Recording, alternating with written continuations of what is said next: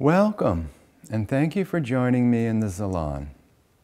Before you view this introductory game, I would like to present a brief orientation. The video is a condensed version of the hour and 15-minute game that we played. It is filled with most of the features that may be present in any game.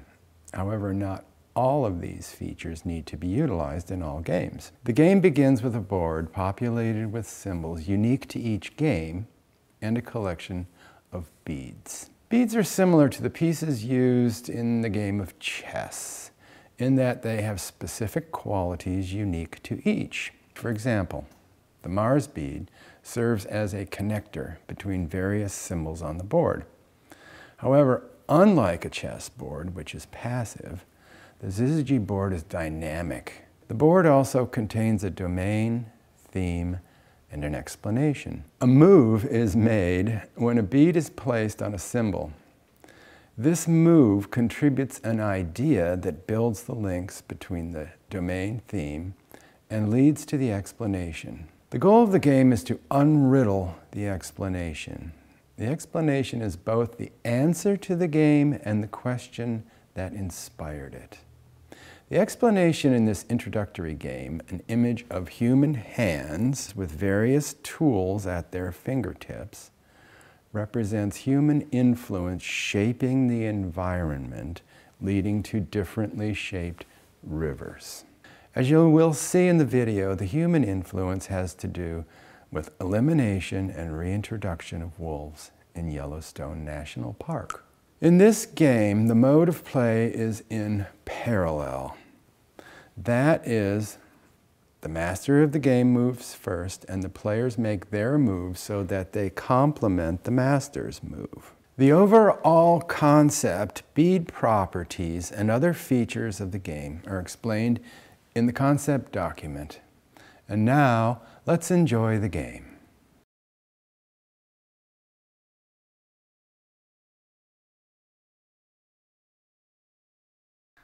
So guys, it is so nice that you're here. We've been thinking about it for a long time. I know, so you're Pulling ready up to play? Finally we get to play? Yeah. All right, sounds great. Fantastic. Let's do Looking forward to it. So, we need to choose a master. Every game needs one, because there will come up moments during this game where one person has to make a decision. And give direction? And Is give that direction, yes, yes. Okay. So who's going to be the master? Geez, who are we looking at? Actually, I wonder who that I could be. think I vote for Pedro. Well, I kind of thought that might happen, okay. So I have a little acceptance speech. I accept. All right, beads. So you get 6, I get 8. And in this instar, Hardly seems fair. well, the master has more to do, and so he needs a couple more beads than you guys. Okay. Plus, you have to earn those extra beads, guys. So, would anybody like to choose a game name? I would. I'd like to choose Reedy Mirably. Nice. That's a good one. Nice. I think I'll choose the Joculator. He's kind of a troublemaker, wasn't he? Actually, he's the one that introduced the game to the world. Really? Yes. Okay. Well, I'll take that title. And I'm going to be the attending. And playing along with us, we have a couple people playing along with us. Now, they're relatively newcomers, but they've requested to come along from the salon, and I think it could be fun. They've already chosen their game names. Crustate Fasciation is from Hobart. She's a professor of ecology, of course, with a name like that, right? And she restores native ecosystems. So that's a real privilege. Crustate, oh, there you are. Hi, you ready? Ready. Perfect. And from the other side of the hemisphere is Anti-Sequoia. He's coming to us from Holland, and he's an engineer. There he is. You ready? Goedemiddag. Nice seeing you. Very good. Okay, we're all committed. Now it's time to ante up to start the game. So, here's my Saturn bead. I'm in. Reedy, you gonna take the lead? I will take the lead. Put your Saturn bead in, my dear. There we go. Wow. And we're off. So just as a little overview, okay? Tonight we're going to approach ZYZYGY particularly from a pedagogical, educational point of view. Mm-hmm. All right, now we both all realize we could take this game down lots of different roads, but that's our concentration for tonight. So please speak your insights and wisdom freely. All right. As we always do. As you always do. We'll get in trouble right Now, away. quickly going over the opening page. We start with the domain, which contains the concepts and the perceptions that are going to be contained within the whole game. Okay.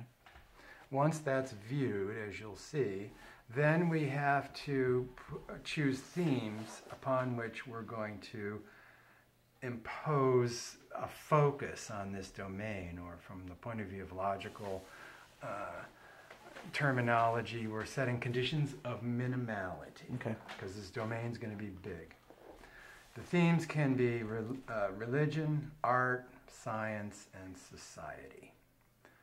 Those are the four biggies, right? They are. There's some natural conflicts in those, obviously.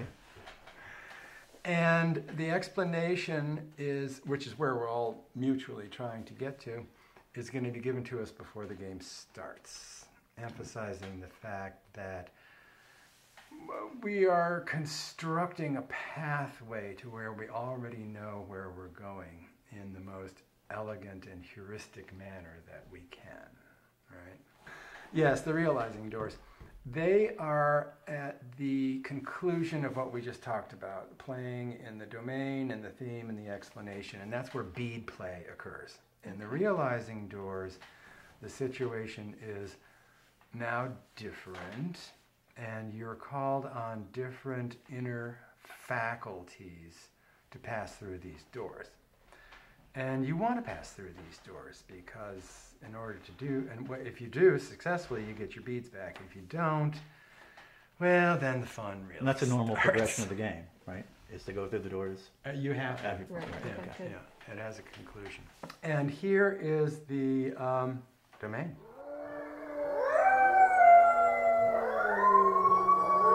And of course, the first thing we have to do before we choose any themes is we have to get familiar with the domain, right? So I'm going to take my earth bead, put it over on the domain, and magic theater. Nice.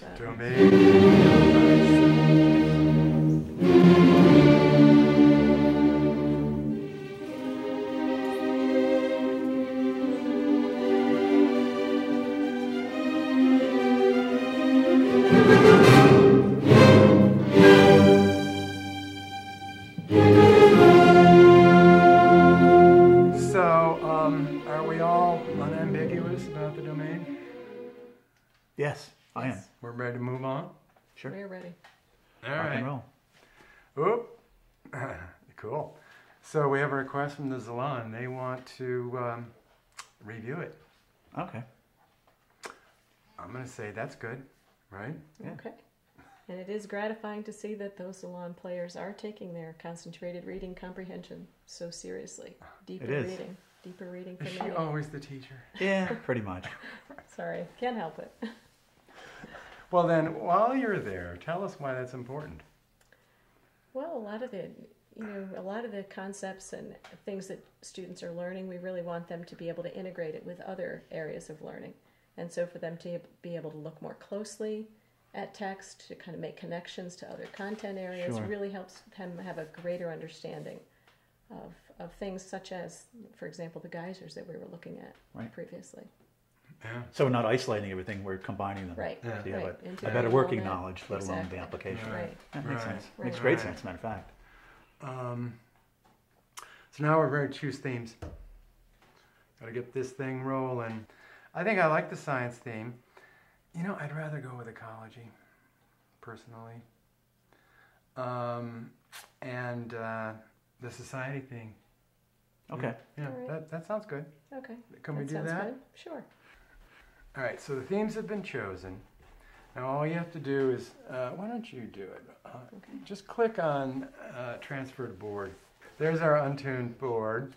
Okay.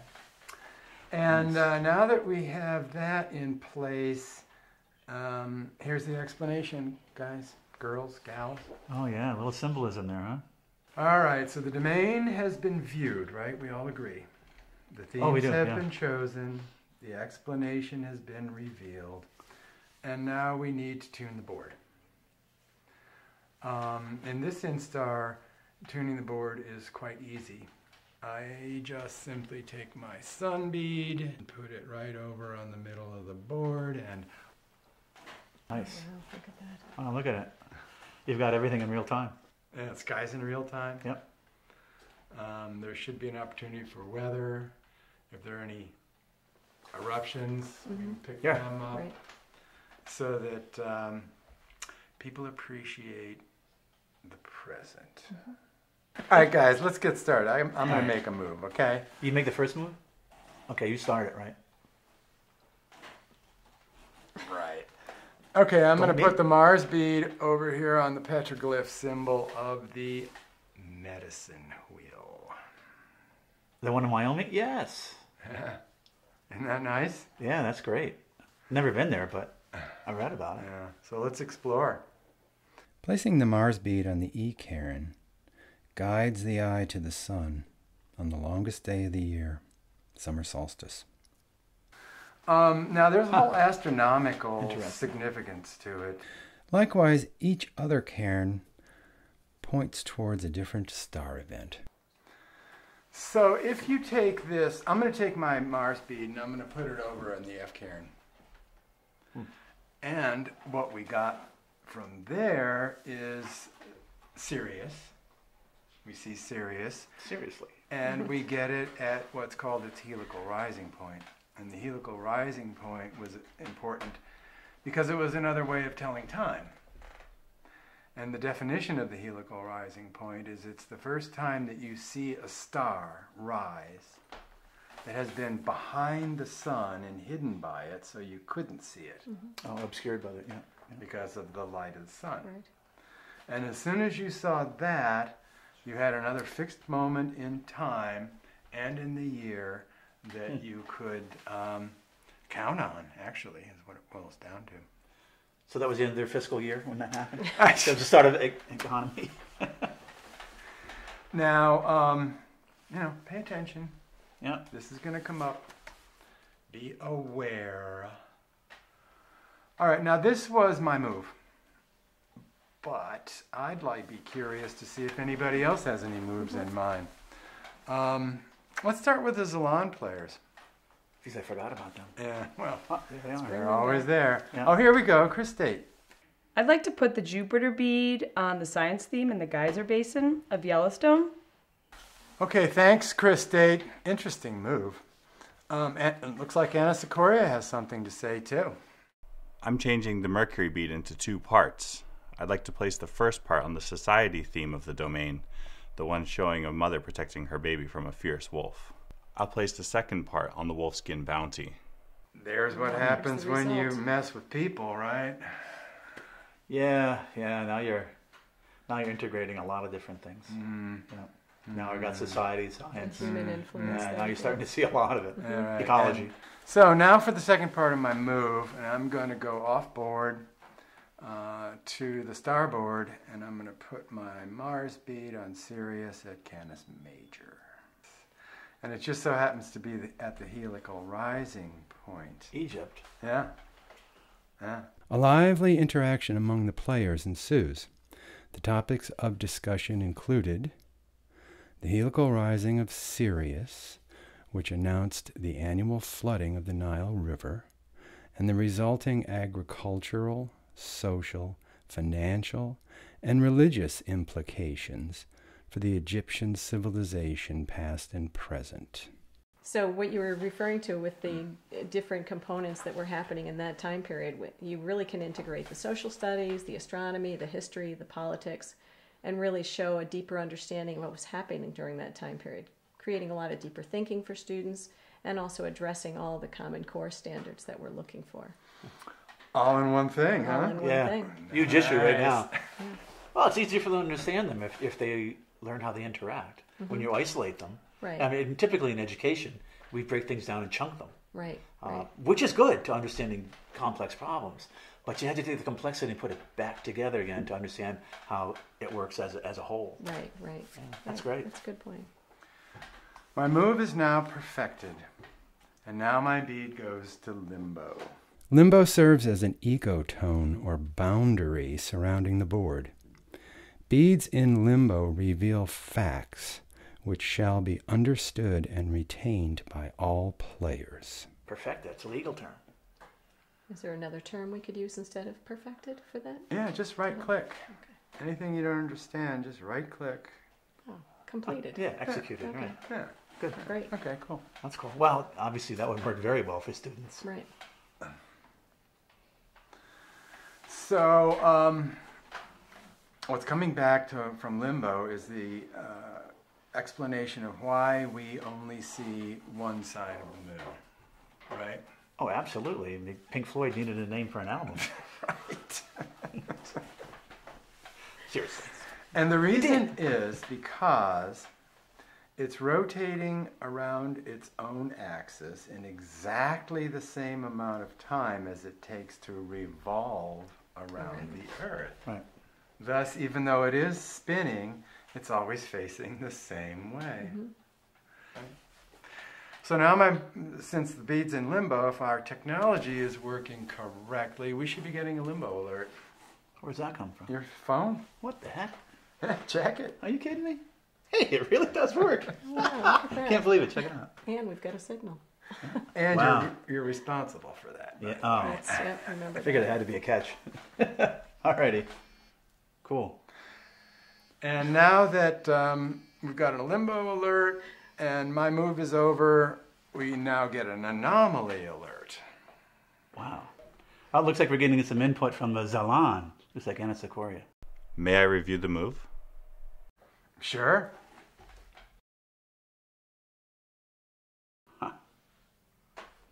So, you guys see any anomalies after the review?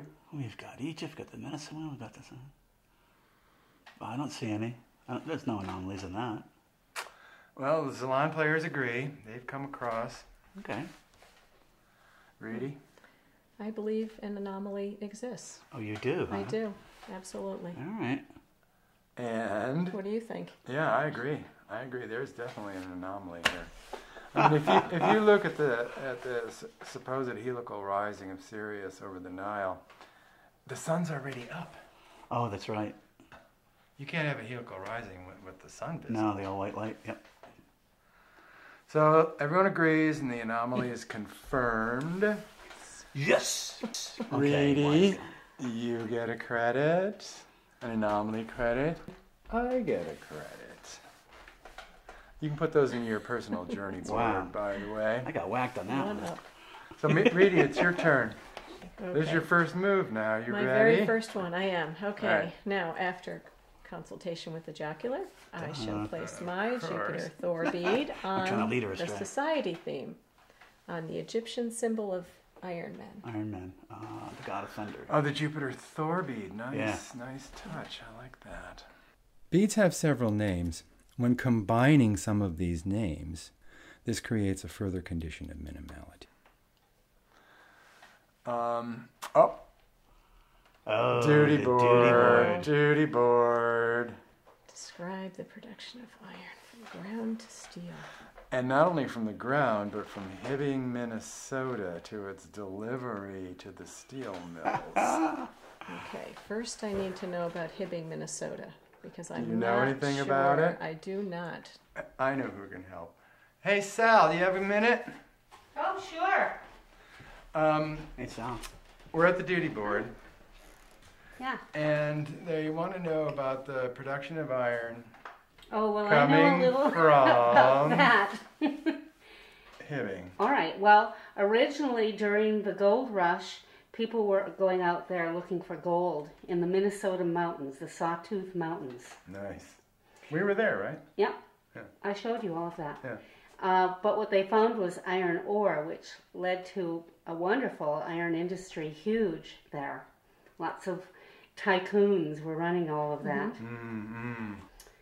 And they would take their iron ore to steel mills in Cleveland, Detroit, Erie, Pennsylvania. Place they could reach, right? All Exactly, the main yeah. places along the Along the Great way, Lakes. yeah. Gary, Started Indiana. another industry of steel production in the United States then. Yeah. Occasionally a boat would go all the way through the St. Lawrence Seaway. What is taking place here is a linear thinking exercise. This exercise follows in detail a process from its chosen beginning to a chosen endpoint. So now I understand the ore arrives at the port and then it's processed into steel. But the whole processing of the steel itself is not something I'm familiar with. Well, that's something that I can't help you with, so I'm going to step away. Have All right, fun. Thanks, you. Al. Everybody's looking at So me. is You that want me to? something Okay. You're the Well, expert on Well, this here. well, here you go. It's not a difficult process, but once you take the ore and it has to be superheated, it's been done for thousands of years, but on very, very small scales. And actually making this from an iron into a steel involves a heating and thermal process where you control the elements. Sometimes you take the carbon out and you put it back in, introduce it that way. The joculator is educating us about the Bessemer process. Think of where you are, right? You're on the south side of the Great Lakes. Think of the economic and the industrial impact, right? Right. What just kind of popped up there? The automobile industry. Yeah, All the really. elements were there to build with, to ship Yeah, with. really. So you can see the economic, the environmental, the social. I mean, it all starting to come together. This is part of the actual game. Now you're starting to see this happen. So Nice. pretty interesting. Wow. So when you just hearing from Sally's, her building up to how the steel got to where it was, and then your explanation of the actual processing of it to the final product, so to speak, is just a great way of demonstrating some linear thinking, and a great thing we want to incorporate in our teaching and learning in schools. Reedy has fulfilled the task presented by the duty board. I e-direct in parallel play my second move off board to Rigel. Nice. Off That board is like you did. parallel play. I choose to open Orion's River. My Jupiter bead is now across the largest constellation in the sky, Orion's River, which I choose to open. Nice. Ooh. Pretty bold. Ooh. Wow. Well, you know, that is Orion's River, though. If you think of what Orion did. It's true, yeah. What a mess. Yeah. I will open Orion's Nebula. Wow. Okay. I think it's 6. So Reedy is now opened a portal to another triad. Did you know that? Yeah, you knew they were out there. Yes, I Yeah. did. So this is going to end your game, my dear. That's the bad news, but the good news is you get a credit. Well, nobody's keeping score here, right? Just me. No, it was a great look, though. So I'm transferring that credit to you. Okay. And that ends your move, obviously. You're going to limbo and to the descending node where you have to describe the basics of solar eclipse. Solar eclipse, okay. So basically solar eclipse would be when the moon passes between the earth and the sun, blocking out that light, creating not that total darkness look, but for the majority of it, basically they're all in line for a very short period All of time. on the same plane. Yeah. All in the same plane. And the astronomical term is ZYZYGY. ZYZYGY. Right. Oh boy, there it is. Anomaly alert. Oh, here we're all united. There are no anomalies. I didn't see any. Yeah, okay. Of course, I could be mistaken again. All right. That happens. So now for my second move, first part, I'm going to take the moon bead, put it on the eco theme of Orion's petroglyph. Okay. All right, so there we go. Oh, look what just happened. Oh, no. Password chaos. Well, that's how you encounter password chaos, is with a moon bead. So here are the questions. Remember that from my last thing, it was about why we only see one side of the moon. Yeah. And so here's 4 questions, and I just have to choose the right one. The moon does not spin on its axis. The moon's revolution around its own axis occurs in exactly the same amount of time as its rotation around the Earth. The moon and the Earth move in opposite directions, and none of the above. So you guys make up your mind, and I'm going to choose none of the above. None of the above. Right, because 2 sounds tempting. Yeah, it does. But if you read it closely, the moon doesn't revolve around its own axis. It rotates. And it revolves around the Earth. Mm-hmm. So the ingredients are there, but the words are wrong. Okay.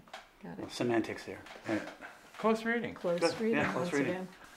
So everybody agrees that I got through Password Chaos, right? You did. Yes. Okay, so now I get my bead to actually open Magic Theater. And what it shows is the last poor wolf in Yellowstone. Based on that, I'm going to volunteer an Argot. Let's review the meaning of the symbols. The Egyptian symbol for iron/men is just what it refers to. Electrum was the most coveted metal of the Egyptian civilization. On the one hand, it was man-made, and on the other hand, it was naturally occurring.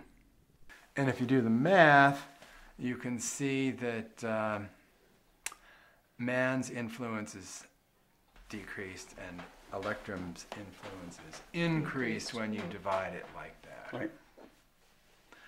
So, do you guys concur that this is a acceptable Argot? I do. I would agree. Yeah. I agree too.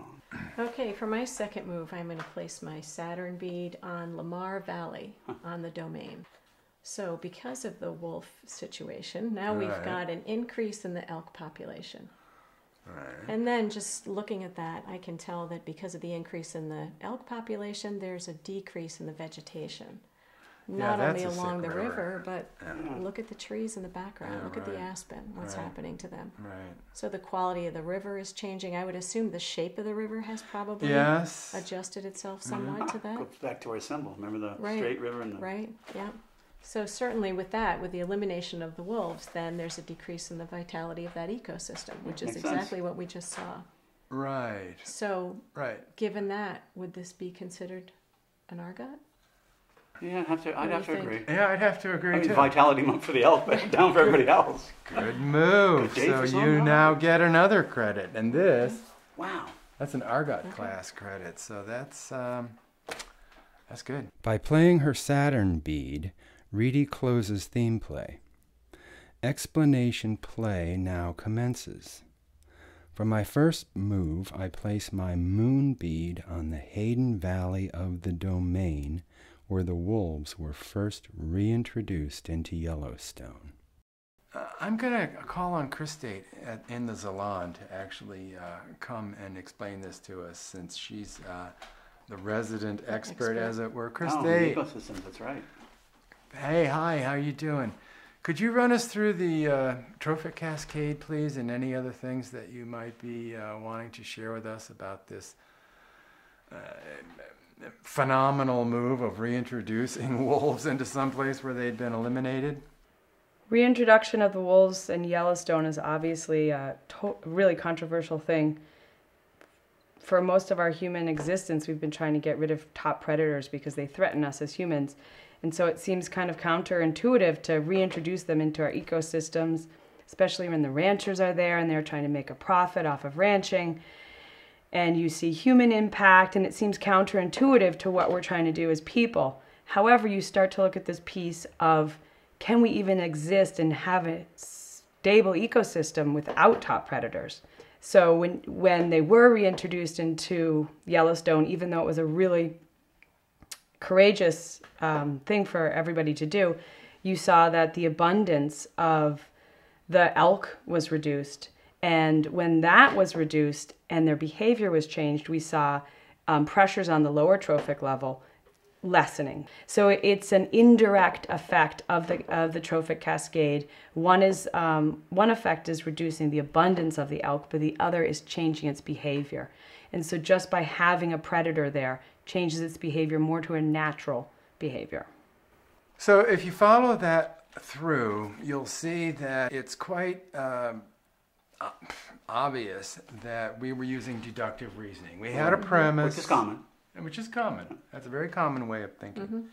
But in order for deductive reasoning to be valid, you have to have a valid premise, which it was, and you also have to have a valid conclusion. Right. Okay. Right? But the conclusion in this wasn't valid. Right. So now we're at this point of, well, which type of thinking do we use to get out of this problem? Yeah, right? yeah. We've got to use inductive. Right. Right. So we use inductive reasoning, which starts from the fact that the aspen are still going away, even though the wolves were reintroduced, and leads you back to other possible explanations. Right. And that's what we're doing all the time. If deductive doesn't work, let's go to inductive reasoning. If Right. inductive doesn't work, maybe we'll try lateral thinking or abductive thinking. Of course, this could happen in your mind in a flash of a Oh second. yes, So, and actually we're doing this all the time. We just don't take the time to name them or Yeah. to understand how they relate to each other. So what about the explanation? What do you guys think? Oh yeah, a little symbolism there, huh? But what you agree with is the human was involved in both ends, both the getting rid of the wolf and the reintroducing Right. of the Agreed. wolf, right? And each one of those deeds made a difference.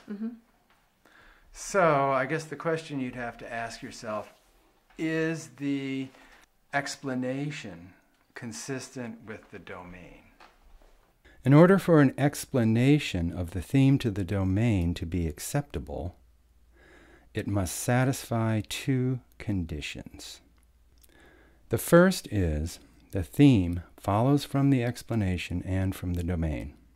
Or stated another way, combining the domain and the explanation is true to the theme.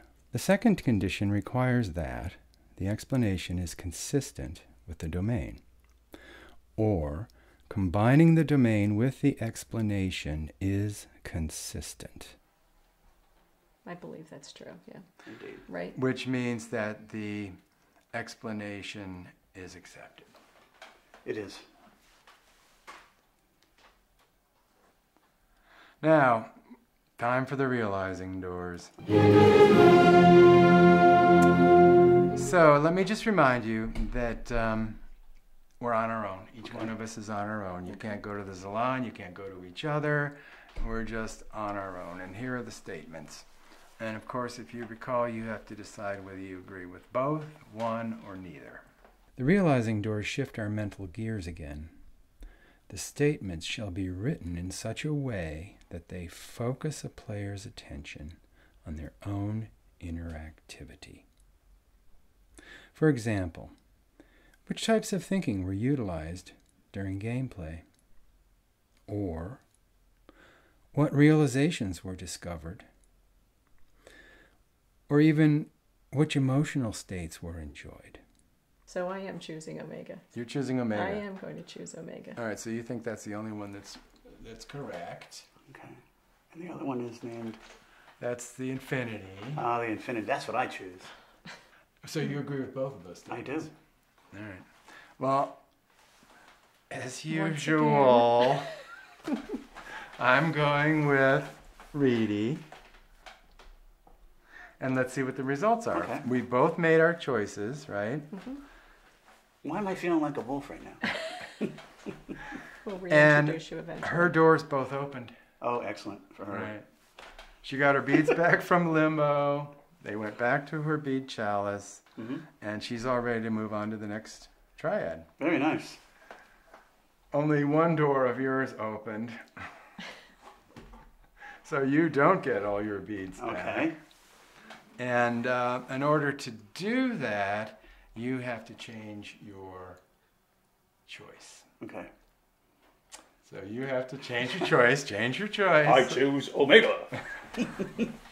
Now you're... My door is open. Oh, that's so sweet. But you don't get all your beads back. No, of course not. No. I know you had a big catch. You have to choose which bead you are going to send from limbo to held. Okay. I choose, Jupiter bead. Why are you guys looking at me like that? Well, I'm not sure that would have been the best choice to send a major bead down to held, but let's see what we can do about that. So there's only one more thing that we need to do right now, and then this triad is ended. And that is to enter into karmic breathing space, where we have an opportunity to enjoy a moment of magnanimity. Okay. You want to right-click magnanimity, or you're good with that? I can right-click magnanimity. All right, Would you like me to do Let's that? just be Okay. clear so everyone knows what karmic breathing space is all about. Magnanimity is where you give something of yourself or something that you possess completely freely to another person without accepting or expecting Expecting probably is the critical part. anything in return. Okay. So, in other words, and what you're giving in this point, what you have to give actually are credits. Okay. So does anyone want to give up a credit to help? I'm begging you, Jay. I'm begging you. Guess that has to be me. Well, I have credits so. too, but I'm, you know. Okay. So I will endow him with an Argot class credit Argot to class? restore Well, his Jupiter bead. Which it Wow. which it needs for a Jupiter bead. Thanks, Reed. She's a sweetie. It certainly is. She's a sweetie. And that ends the game. Beautiful. All right, can't wait to play another one.